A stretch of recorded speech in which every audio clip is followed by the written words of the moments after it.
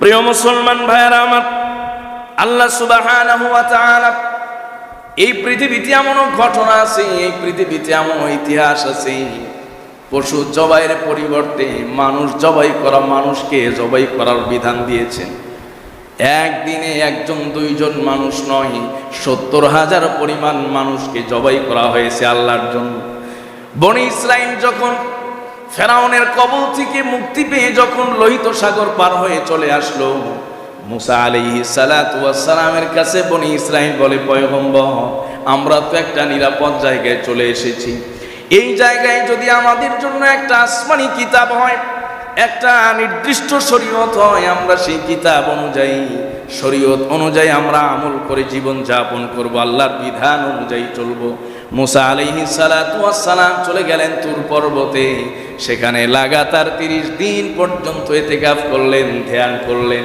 হযরত মুসা আলাইহিস সালাতু ওয়াস সালাম 30 দিন পার হয়ে যাওয়ার পরে আল্লাহ পাক আবার অর্ডার করলেন, মুসারে আরো 10 দিন পূর্ণ করতে হবে, 40 দিন পূর্ণ করতে হবে। মুসা আলাইহিস সালাতু ওয়াস সালাম 40 দিন যখন তুর পর্বতে ইতিকাফ পূর্ণ করলেন, আল্লাহ পাক রব্বুল আলামিন মুসা আলাইহিস সালাতু ওয়াস সালামের জন্য তাওরাত কিতাব এবং শরীয়ত দান করলেন। সুবহানাল্লাহ। উম্মত বলছিল যে আপনি যান একটু আপনার রবের কাছ থেকে কিতাব নিয়ে আসেন, পয়গম্বর একটু শরীয়ত নিয়ে আসেন, কিভাবে আমরা চলবো, কারণ শরীয়ত ছাড়া, আল্লাহ প্রদত্ত বিধান ছাড়া, আল্লাহ প্রদত্ত জীবন ব্যবস্থা ছাড়া এই পৃথিবীতে মানুষ চলতে পারে না। কথা বলুন ঠিক কিনা? এটা সেই সময়ের বনি ইসরাইল বুঝলেও বর্তমানের মুসলমানরা বুঝতে চায় না। কথা কোন ঠিক কিনা? বনি ইসরাইল বুঝেছিল যে আপনি যান আপনার রবের কাছে নিয়ে আসেন শরীয়ত, কারণ শরীয়ত ছাড়া আমরা শান্তি পাবো না। সম্মানিত ভাইয়েরা, হযরত মুসা আলাইহিস সালাতু ওয়াস সালাম চলে গেলেন তুর পর্বতে, 40 দিন অবস্থান করলেন। হারুন আলাইহিস সালামকে রেখে গেছেন বনি ইসরাইলের কাছে। এর মধ্যেই শিরক শুরু হয়ে গেছে, মূর্তি পূজা শুরু হয়ে গেছে। লম্বা ঘটনা।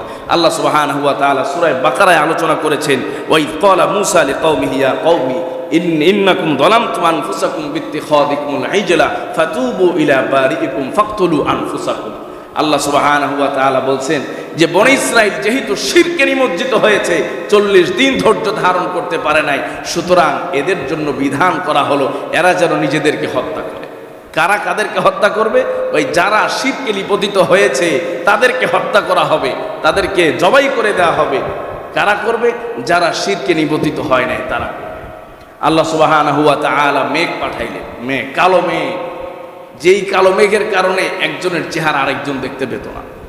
আল্লাহ পাক বিধান জারি করলেন, সকাল বেলায় ফজরের পরে যারা শিরক করেছে, যারা মূর্তির পূজা করেছে, বাছুরের পূজা করেছে, এরা যেন নিজেরা হাঁটু গেড়ে মাথাটা নিচের দিকে দিয়া যেন বসা হয়ে অর্ধ বসা অবস্থানে যেন থাকে। আর যারা শিরকে নিবদ্ধিত হয় নাই এরা প্রত্যেক মুশরিককে জবাই করে ফেলবে। সকাল থেকে সন্ধ্যা পর্যন্ত ৭০,০০০ বনি ইসরাইলকে জবাই করে দেওয়া হয়েছে আল্লাহর আদেশ। আল্লাহ সুবহানাহু ওয়া তাআলার কাছে মুসা আলাইহিস সালাম দোয়া করেন, কান্নাকাটি করতেছেন, আল্লাহ একই বিধান চলে আসলো, একই বিধান। আমার উম্মত আজকে কঠিন পরীক্ষার মধ্যে নিপতিত, আপনি রহম করেন। আল্লাহ সুবহানাহু ওয়া তাআলা তাদের উপর থেকে বিধান উঠিয়ে নিয়েছে। সম্মানিত ভাইয়েরা, তো আল্লাহ সুবহানাহু ওয়া তাআলা আমাদেরকে সেই জায়গা থেকে পরিত্রাণ দিয়ে, আমাদেরকে সেই জায়গা থেকে মুক্তি দিয়ে মানুষ জবাই করার পরিবর্তে কেবল পশু জবাই করার বিধান দিয়েছেন, যেন আমাদের জন্য সহজ হয়। আওয়াজ করে পড়ুন সুবহানাল্লাহ। কারণ এই উম্মতকে আল্লাহ সুবহানাহু ওয়া তাআলা স্পেশালি একটু বেশি ভালোবাসেন।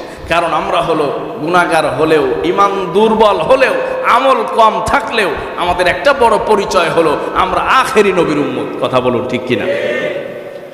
আল্লাহ সুবহানাহু ওয়া তাআলা বলছেন যে আমি তোমাদের জন্য পশু কোরবানি করার বিধান দিলাম, মানুষ কোরবানি করার পরিবর্তে বনি ইসরাইলের মতো কঠিন কোনো বিধান আমি দেই নাই। কারণ তোমরা পশু কোরবানি করবে, এই পশুর মাধ্যমে আমার নৈকট্য লাভ করবে। উলামায়ে কেরাম বলেছেন আল্লাহ সুবহানাহু ওয়া তাআলা পশু কোরবানির বিধান কেন দিলেন? এই পশু কোরবানির বিধান দেওয়ার মধ্যে গুরুত্বপূর্ণ কিছু বিষয় আছে। আল্লাহ সুবহানাহু ওয়া তাআলা বান্দাকে পশু জবাই করার কথা বলেছেন। 1 নম্বর বিষয় হলো আল্লাহ যেমনটা ইচ্ছা করেছেন তেমনটাই বিধান দিয়েছেন। পবিত্র কোরআনুল কারীম সাক্ষী দেয়, আল্লাহ পাক বলছেন ফাআলুল লিমা ইউরিদ। আল্লাহ পাক বলছেন আমি যেটা চাই, তিনি যেটা চান সেটাই বান্দার উপরে চাপিয়ে দিতে পারেন, ঠিক কিনা? বনি ইসরাঈলকে চাপিয়ে দিয়েছিলেন যে জবাই করতে হবে, এটাই শাস্তি, এটাই বিধান, এখান থেকে সরার কোনো সুযোগ নাই। এরপরে ওলামায়ে কেরাম বলেছেন যে মানুষের মাঝে, প্রতিটি মানুষের মাঝে দুই ধরনের স্বভাব আছে, দুই ধরনের ফিতরাত আছে। একটা হলো রব্বানিয়াত, আরেকটা হলো হায়াওয়ানিয়াত। রব্বানিয়াত মানে ফিতরাতান, সৃষ্টিগতভাবেই প্রতিটি মানুষের অন্তরে আল্লাহর পরিচয় আল্লাহ সুবহানাহু ওয়া তাআলা দিয়ে রেখেছেন, সুবহানাল্লাহ। আবার নফসানিয়াত আছে, হায়াওয়ানিয়াত আছে, প্রতিটি মানুষের ভেতরে কিছু স্বভাব আছে যেই স্বভাবগুলো পশুকেও হার মানিয়ে দেয়। কথা বলুন ঠিক কিনা?